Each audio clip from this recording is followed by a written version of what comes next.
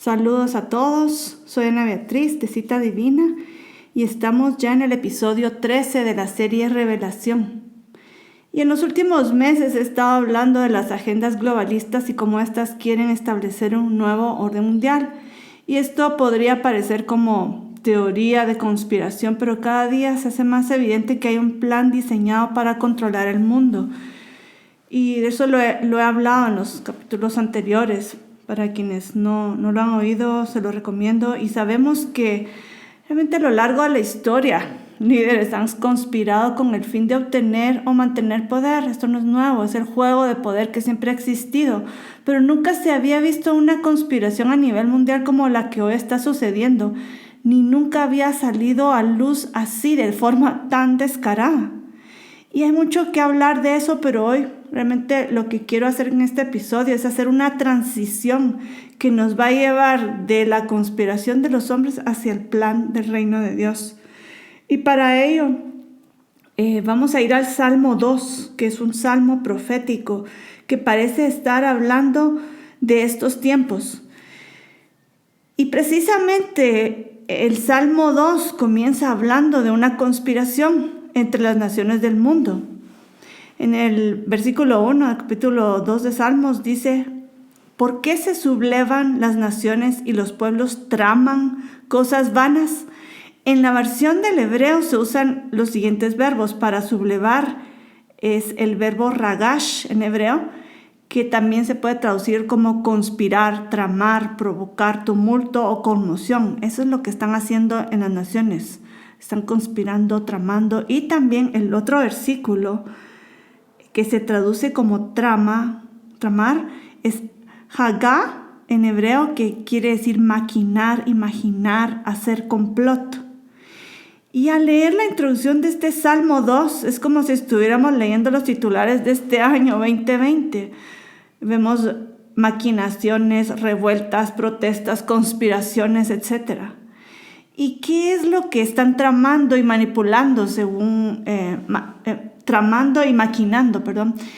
lo que estamos viendo en el Salmo 2? Y ahí dice, están maquinando y tramando cosas vanas. Y esta palabra cosas vanas en hebreo es rik, que significa vacío, sin propósito, sin valor, en vano. Es algo vano que están haciendo. Y esto me hizo pensar, me trajo a la mente la frase fake news, que ha sido hecha popular en estos tiempos, ¿verdad? Pero es porque las noticias son referentes a las noticias falsas que nos están alimentando a diario los medios. Pero va más allá que la narrativa falsa, ya que esta mentira, este concepto de cosas vanas nos lleva al engaño y a la mentira. ¿Y qué es lo que nos lleva el fake news? Es a creer utopías que solo son fantasías y que al final destruyen. Y todo eso es lo que estamos viendo el día de hoy. Es mentira, son narrativas falsas, son fantasías, son cosas vanas. Y el siguiente versículo, regresando al Salmo, el siguiente versículo, el versículo 2, explica la razón de la conspiración o la rebelión. ¿Por qué se están rebelando las naciones? ¿Por qué están conspirando? Y aquí en el versículo 2 dice: se levantarán los reyes de la tierra y príncipes consultarán unidos contra Jehová y contra su ungido.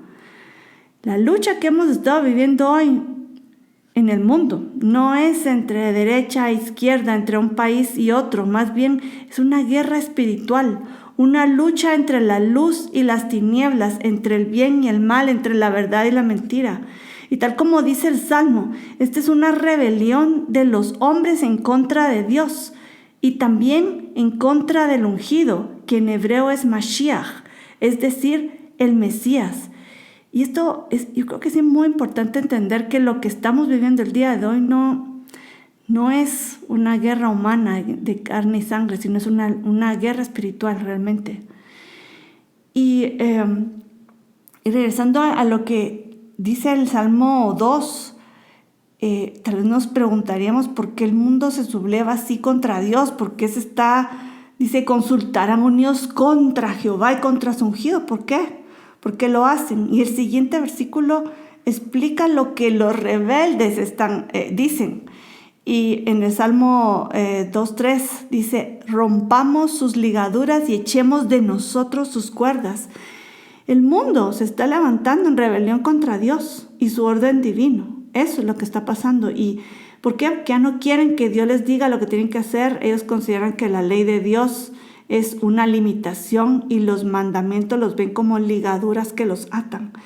Ellos no quieren que les pongan freno a su libertinaje, sino que quieren hacer sus vidas como a ellos mejor les parece, sin considerar las consecuencias.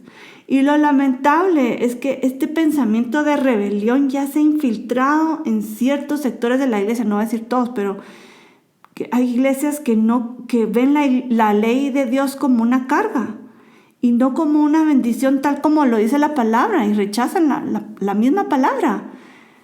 Eso es tratar de quitarse las ataduras. ¿Y qué es lo que dice la Biblia realmente de lo que son los mandamientos? Y quiero leerles 2 versículos en Deuteronomio. Primero vamos a ir a Deuteronomio 4:40, que dice, guarda sus estatutos y sus mandamientos, los cuales yo te mando hoy, para que te vaya bien a ti y a tus hijos después de ti, prolongues tus días. Es para que te vaya bien. Y lo mismo, algo similar, dice en Deuteronomio 12:28. Dice, ¿para qué están las palabras, los mandamientos de Dios? Dice, guarda y escucha todas estas palabras que yo te mando, los mandamientos, para que haciendo lo bueno y lo recto ante los ojos de Jehová tu Dios, te vaya bien a ti y a tus hijos después de ti para siempre. Entonces vemos que la razón por la que Dios nos dio los mandamientos no es limitar, es para que nos vaya bien. Es porque el Señor sabe qué es lo que va a llevarnos a obtener resultados de bendición.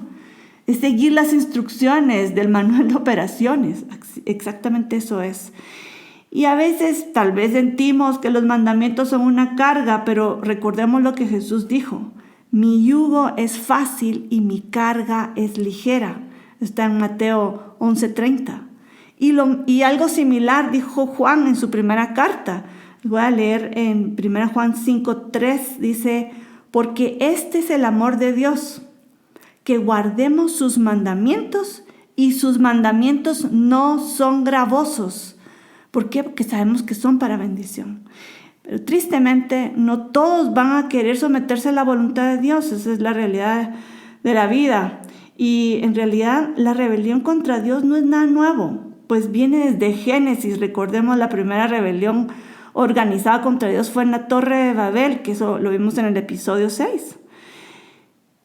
Y la agenda globalista nos está llevando por ese camino de Babel, hacia una rebelión abierta en contra de Dios y de su orden perfecto. Y eso es también lo que estamos viendo acá en el Salmo 2, que está diciendo que va a pasar, este salmo profético, que va a cumplirse antes de la segunda venida del Señor. Y regresando al Salmo 2, quiero que ante esta rebelión de los hombres, quiero que veamos cómo Dios va a reaccionar.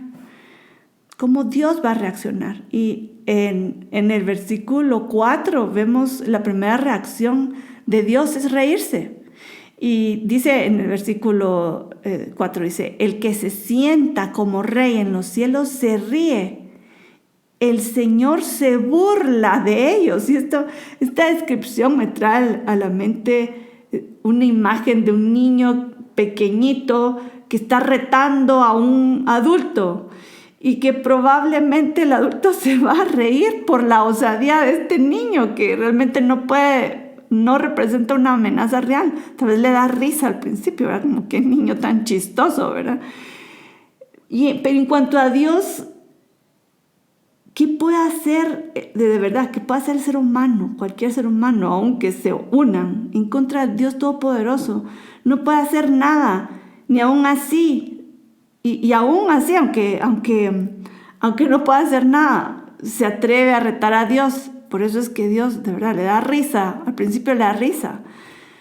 Pero imagínense el niño que se vuelve insolente y ya no da tanta risa, ¿verdad? Y ese es también el cambio de reacción que tiene Dios en el siguiente versículo.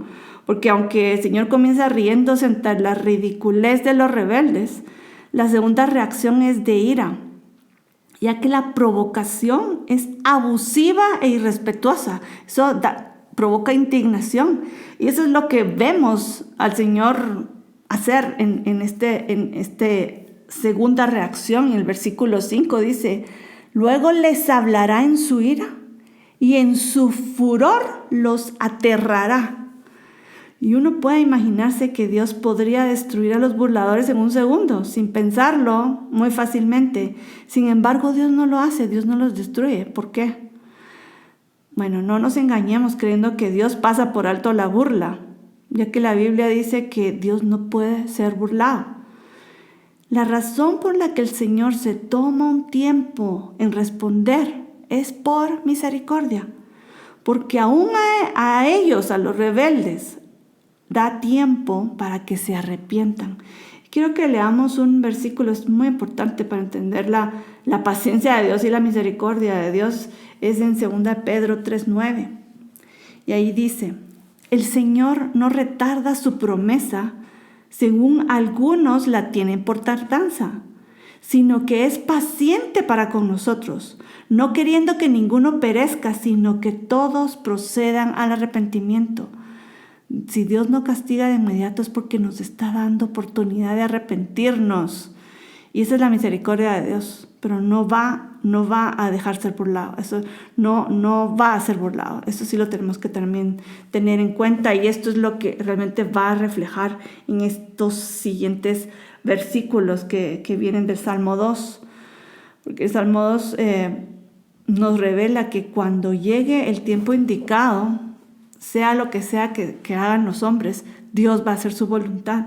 Y Dios aquí dice que va a ser quien determine quién será el rey sobre toda la tierra. ¿Quién va a gobernar? ¿Quién es el que realmente manda? No van a ser las manipulaciones ni las conspiraciones las que van a determinar quién es el que va a reinar, sino que es Dios. Y va a venir un momento, va a haber un tiempo, que es el tiempo que Dios tiene apartado para que sea revelado quién va a ser el rey sobre toda la tierra. Y esto está en el Salmo 2, el versículo 6 y 7, dice: pero yo he puesto mi rey sobre Sión, mi santo monte. Yo publicaré el decreto. Jehová me ha dicho: mi hijo eres tú, yo te engendré hoy. ¿Quién va a ser este rey? Yo pondré mi rey sobre Sión. ¿Quién es este? ¿Cuál es la identidad de este rey que va a estar sobre Sión, que es la capital, que va a gobernar sobre todo el mundo? Dice: mi hijo. Y ahí sabemos entonces que el rey legítimo sobre toda la tierra es Jesús. Es el unigénito Hijo de Dios. Y su nombre en hebreo es Yeshua, que significa salvación. Y llegará el tiempo en que Yeshua vendrá a reclamar su derecho legítimo como rey sobre toda la tierra. Y por eso el Padre Celestial dice lo siguiente en el versículo 8. Dice: pídeme y te daré por herencia las naciones y como posesión tuya los confines de la tierra.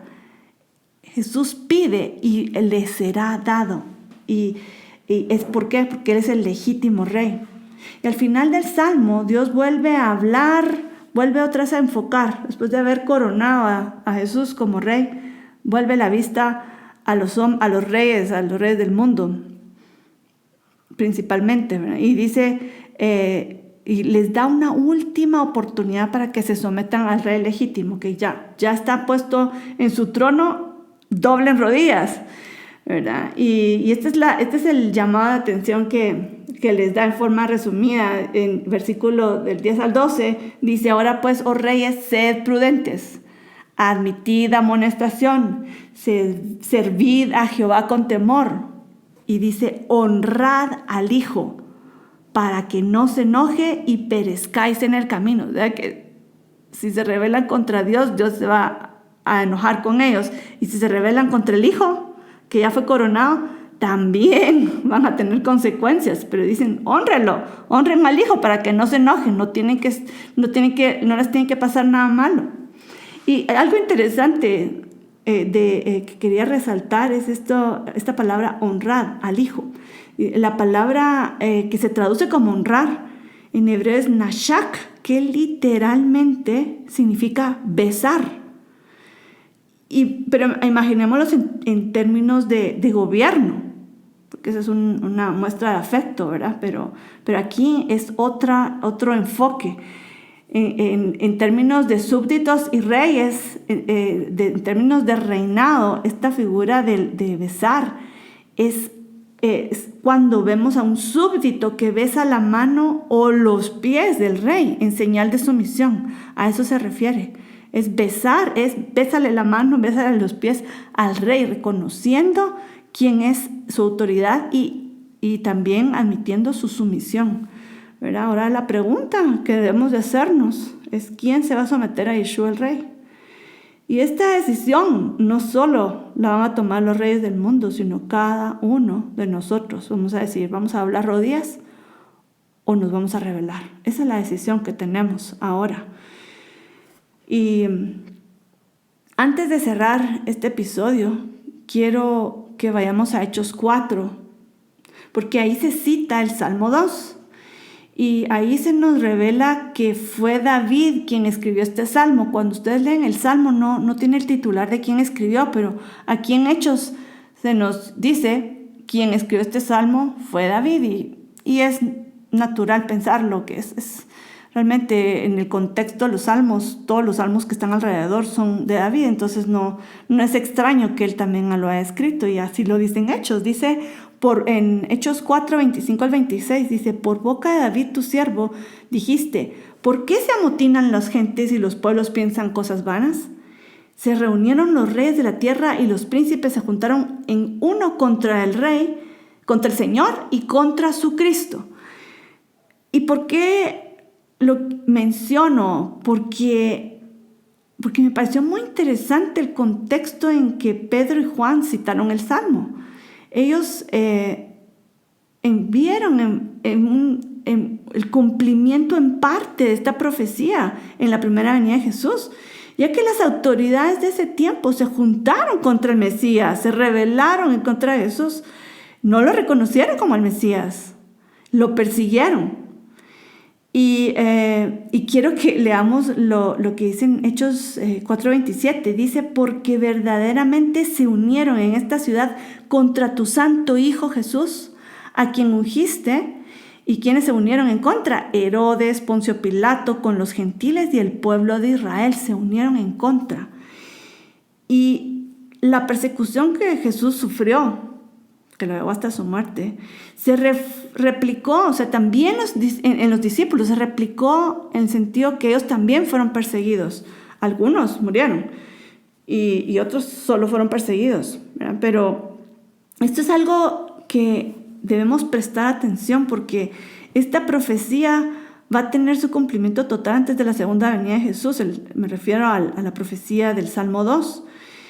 Y ya estamos viendo un patrón que se está repitiendo. Es interesante, por eso lo quiero mencionar. En el tiempo de la iglesia primitiva, las autoridades trataron de hacer callar a los discípulos, ya que su mensaje contradecía la narrativa que las autoridades querían transmitir. Ellos querían que el pueblo creyera en cierta cosa y lo que ellos decían, que era la verdad, les estorbaba. Entonces, ¿qué hicieron? Les dijeron que se callaran, que no hablen. Y en Hechos 4:18 dice, y amándolos las autoridades les intimaron a los discípulos que en ninguna manera hablasen ni enseñasen en el nombre de Jesús. Están tapando la boca, ¿verdad? Pero quiero que veamos cómo respondieron Pedro y Juan ante el intento de las autoridades a callarlos. ¿Cómo reaccionaron? ¿Qué dijeron? En el versículo 19 y 20 de Hechos 4 dice, mas Pedro y Juan respondieron diciéndoles, juzgad si es justo delante de Dios obedecer a vosotros antes que a Dios, porque no podemos dejar de decir lo que hemos visto y oído. Esto me llamó tanto la atención porque ¿acaso no es esto un reflejo de lo que estamos viviendo hoy? Se nos está tapando la boca, no solo con las máscaras, sino que con la censura de los medios y las redes sociales. Y con el pretexto de la crisis de salud nos han obligado a cerrar iglesias, reuniones religiosas. Dicen, tápense la boca, no canten, no adoren, no hablen. Es tremendo, es realmente tremendo. A mí me llamó tanto la atención porque es lo mismo. Nos están queriendo callar, ahora ¿qué debemos hacer nosotros? Y yo me pregunto, en cuanto a hablar la verdad, ¿acaso no será tiempo de hablar la verdad con denuedo, como lo hicieron los discípulos en la iglesia primitiva? Y estamos realmente viviendo tiempos muy interesantes en los que la profecía bíblica está convergiendo con nuestra realidad de una forma que tal vez nunca nos imaginamos. Y a veces podemos tal vez desanimarnos al ver que el mal está avanzando y a veces hasta parece estar triunfando. Pero este salmo nos recuerda que Dios es soberano y Él está en control. Y voy a cerrar leyendo un proverbio que nos dice que aunque el hombre haga planes y conspiraciones, al final va a prevalecer la voluntad de Dios. Y les voy a leer Proverbios 19:21 que dice: muchos pensamientos hay en el corazón del hombre, mas el consejo de Jehová permanecerá. Amén.